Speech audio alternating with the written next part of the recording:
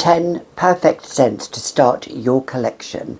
These I have hand-picked, hand-chosen, affordable, some celebrity, mostly designer.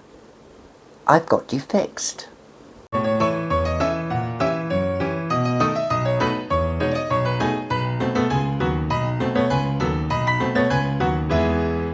Hi, I'm Gabby and welcome back to another edition of The Fragrantician, where here on this channel we talk everything that's beautiful.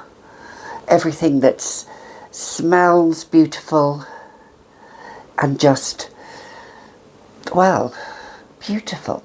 Today's edition is all about 10 scents that if you're looking to start a perfume collection and you think, where do I start? I've got you figured. Now, not all of these will be to everybody's taste, but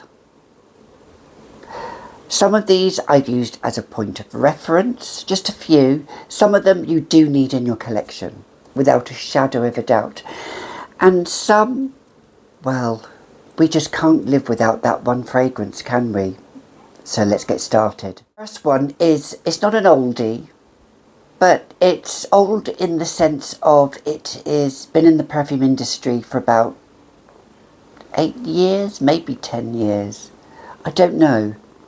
Has it? But anyway, I am talking about Black Opium, which is the fragrance that is either revered or hated in the fragrance community. This is a scent which I think everybody should need in their collection to start off with. It's quintessentially white florals with vanilla and a dash of coffee. There is this coffee accord, but it's not too strong. It's not heavy. It's more like a latte than it is an espresso or, I mean, I don't drink coffee, so, and I didn't think I'd like coffee, but I love it in this. It's like a milky, steamed milky latte with white florals, jasmine, orange blossom and vanilla, and creamy. And it has good longevity and good projection. I don't really like to talk about scents that have, because each person is different. Each person's skin chemistry is different. Whatever might not suit you will suit somebody else. But on me, I get a good 5 hours out of this, which is average. And it projects fairly decently. So, Black Opium, we salute you. Try it. It's a staple and it should be at every person's starting point in a perfume collection. Next one is a huge love of mine. I've talked about this a lot in previous videos, and it is Givenchy Lantern, the original version, but this comes in a beautiful lace design limited edition, but it's still the same scent. It is tuberose, but it is a sweet tuberose. It's not bubblegummy in my opinion, but it has this, it's based around the tuberose accord. If you're looking for a tuberose white floral in your collection and it's a starting point, maybe try this. It's lovely and sweet, semi-sweet I would say, but it's classic, it's elegant, it's a tuberose that I don't find inoffensive, it's not too indolic, it's not too out there, it's not, my God, what is she or he wearing? It's one of those scents that can suit any occasion, daytime, nighttime. It ticks all the boxes, and if I had to choose just one Lantern, because there are several, I would choose the original. It's the best. So this next one I'm talking about isn't as wearable as the previous one. However, each to their own. If you like a scent and it suits you wearing, about Dior Addict. A beautiful spicy vanilla with a little bit of jasmine and a bit of fruits, but ultimately it's all about this vanilla. It is, and it's not a vanilla cupcake, it is a vanilla that has a bit of backbone to it. It's not too sweet. It's sophisticated, but it's a little bit more grown up sophistication than juvenile. Is there juvenile sophistication? I don't know. It's strong, it's a compliment getter, there's a reason why it was hyped up, in my opinion, for good reason, and it's not really talked about too much now. It is and it isn't. There are some reviewers that still talk about this, but then there are others that don't, and I think it deserves it. For a date night, this ticks the boxes, and this is something that every collector who's starting their perfume collection should have in their collection. This is a reformulated version, and I think it works just as well. Dior Addict. Let's talk a designer scent. Britney Spears, who she didn't invent designer scents because she didn't invent celebrity scents, because celebrity scents, let's face it, were invented a long time ago, much before that, i.e. I'm talking about Elizabeth Taylor. But that's not on this list, because this I think is more wearable. It is the intense version of Britney Spears' Fantasy, but I didn't want to have the original Fantasy. I think the intense version is so much better. It has this fruitiness, it has this sweetness, but I don't think it is juvenile in any way. I think it is very wearable. You do still have to spray a lot of this to get some oomph out of it, but boy, this certainly wears beautifully on my skin, and I feel that you need it in your collection if you're starting a collection, because it is one of those scents that just, I think it could be discontinued, because let's face it, some Britney Spears fragrances can be discontinued. If you can, and if it's still available, which I'm sure it is, find the intense version of the original. You'll thank me later.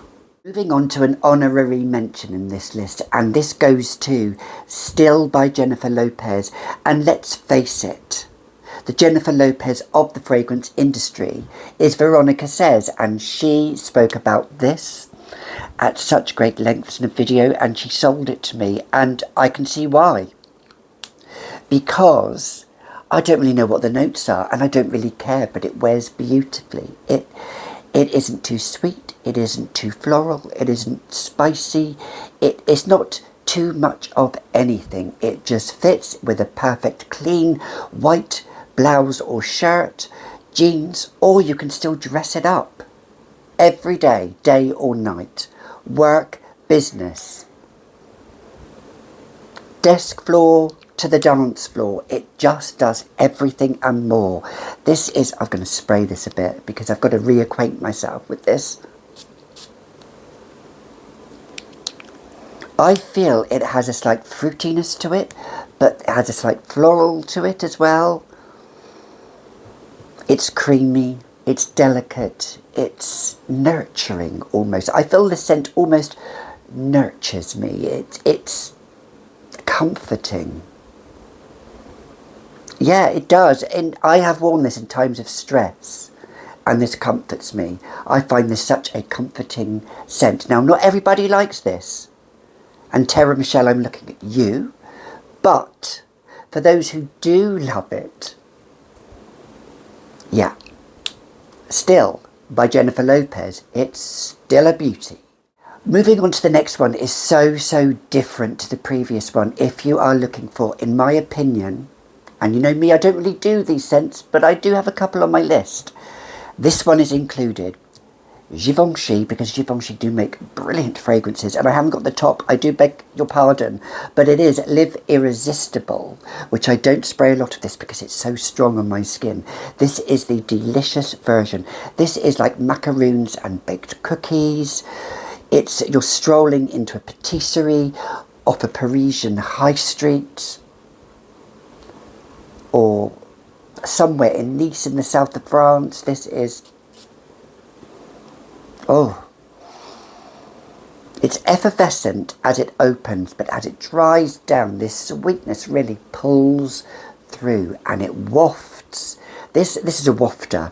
This is, you know, biting into a baked cookie and the cream is oozing out. It's got a slight, not really milkiness to it, but it has this creaminess to it about it. But it's sweet. Sweet. This is about as far sweet as I can go with the scent. So, if you're looking for a sweet scent to start your perfume collection, look no further than Givenchy L'Irrésistible, the delicious version, darling, I tell you. They'll be nibbling at your neck. And who knows where else. This next one is so completely different to the previous one, and I wanted to include lots of different scents to start a scent collection that has a lot of variety. This one is, in my opinion, an award winner, loved and hated by many, but yes, you've got to have it in your collection. It is the original Alien by Thierry Mugler, and this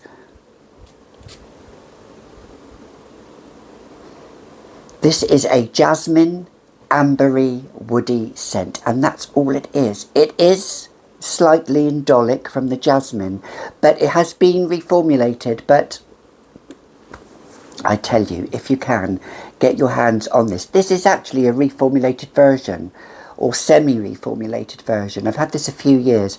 I've also got a pre-reformulated version, but I still think this still packs a punch as far as Mugler fragrances go. I still think it still punches a punch, and I didn't want to include Angel because I think that is on another different level. But if you want to include that in your fragrance collection, you start it. But if you're looking for a slightly indolic jasmine, and by indolic I mean the blooms are starting to fade and you can get that slightly ever so pungent smell from that floral, but it's not too bad with the amber in the woods, then go for Alien. Another, again, you'll thank me later. If you don't like it, well, and I know some people that don't like it, then that's a shame, but I think it should be in everybody's scent collection. If you're starting a scent collection, you've got to have it in there. Yes, Claude, I know you do agree, don't you? Moving on to a white floral, which in my opinion also has a little bit of spice to it as well, is the original Versace Crystal Noir. It is what I call almost gothic scent. If you want a slightly gothic scent, but you don't want to verge too much into a gothic scent, this is what I call Dracula on holiday in the sun. This could be worn in the summer, spring, summer, as a gothic scent. But it could equally be worn in the autumn and winter as a clubbing scent. I feel it has a tinge of coconut in, but I'm not sure if because this is a newer formula, I'm not sure if it has coconut in it at all or not. I don't care. But it has some spiciness. It has, upon first spray, I wasn't a huge lover of this on first spray, but after it dried down, after about 10-15 minutes, it really mellows into this slightly almost sexy scent that draws people in. It's this kind of scent that draws people in. It will get you compliments. I find it's quite a long-lasting scent, and I think this is the only decent, in my opinion, Versace scent that I own. All the rest can go fly. This one, though, can come hither. Versace Crystal Noir. Talk ultimately an everyday scent that is needed in one's fragrance collection. If you're looking for this to start off with, look no further than Trussardi Donna, which again isn't for everybody. And again, I'm not looking at you, Terra Michelle. Now, Terra Michelle, she and I have very, very different tastes. Some fragrances we do own, some we love, some we just do not. Yes, I'm looking at you. I love Twilly Hermes Ginger. Yep, she doesn't, but I love that one. But that's not in this collection. This one is Donna. This has kind of this yuzu note, which is fresh, and I feel it's a completely unisex scent, in my opinion. It has good longevity. The projection is at arm's length, and then it kind of does sit a bit closer to the skin. But once you wear this, I'm going to spray a little bit on my hand actually, just to get reacquainted with it. It's fresh, yet it's not too fresh. It's sweet, but not too sweet. It's only a little bit sweet, I would say. It has some tartness to it as well. And I think this fragrance has a little bit of backbone to it as well. It's got guts. And for an eau de toilette, which I think this is... Or is it an eau de parfum? I think it's eau de parfum, actually. It lasts quite a long time, and it's inexpensive. Donna, the ultimate... It's a bit like... It reminds me just a touch of Still by Jennifer Lopez. But, nonetheless, the perfect everyday scent. Again, can take you from desk floor to dance floor, and it's just so beautiful. I couldn't not be without it in my collection, and I'm going to wear this a lot more. I will say, I wear this more in the spring and summer, but it could be worn all season. Donna. These last two are what I could be called as a point of reference scents, as, in my opinion, true honorary mentions. Back in the day, we loved Hypnotic Poison by Dior, and I still love Hypnotic Poison by Dior. Now, I think this is a beautiful bitter almond with this vanillic tinge run through it. Now, some people say it's not vanilla at all. I say it is, because on my skin the vanilla really amps up. When there's vanilla in a scent, my skin just amplifies it 10 times. On your skin it might not, but I still love it nonetheless. It's one that I've always gone back to time and time again. This is a reformulated version, but I do have two pre-reformulated versions, but I still think this modern day version is spice, but it's not as long lasting. So if you want a scent that lasts a good 4 hours, this will do it. If you want a scent that lasts a good 8 hours, then you need to go to the reformulated version. But apart from that, there's no florals in this. There's meant to be, but I don't detect any. I just detect this kind of almost slightly marzipan-y vanilla almond scent, and it was ahead of its time when it came out in 1998. I think it was one of a kind. It was when ideas, which are sadly not so much formed nowadays, but ideas were a meeting of the minds, and they created a beauty. Hypnotic Poison by Dior. This one really is a point of reference if you're not going to wear it yourself, but I think you should really start it in your collection. Now, the pre-reformulated version, in my opinion, is the best. If you can get your hands on it, all good. If you can't, get the newer version, because it still has that DNA running through it. But if you can find it, go for the pre-reformulated Anais by Cacharel, or Anais. This is the true grandmother, and I don't mean grandmother in grandmother smelling grandmother, but it is what is, it's the queen of purple and white florals and yellow florals all intertwined together with a bit of dirtiness running through it. It's what I call my fairy scent. It is what mischievous fairies in the forest would wear. It's what I envisage, just a little bit of, like, you know, fairies that are nefarious. You know, they don't care. You know, I'm not talking imps or anything like that, but I'm just talking about, oh, let's do a little spritz, let's do it, let's reacquaint ourselves. This is the Eau de Toilette version. Wow, this is just magical. If you want the perfect floral that some people nowadays will say is dated, what's dated? That's just a subjective opinion.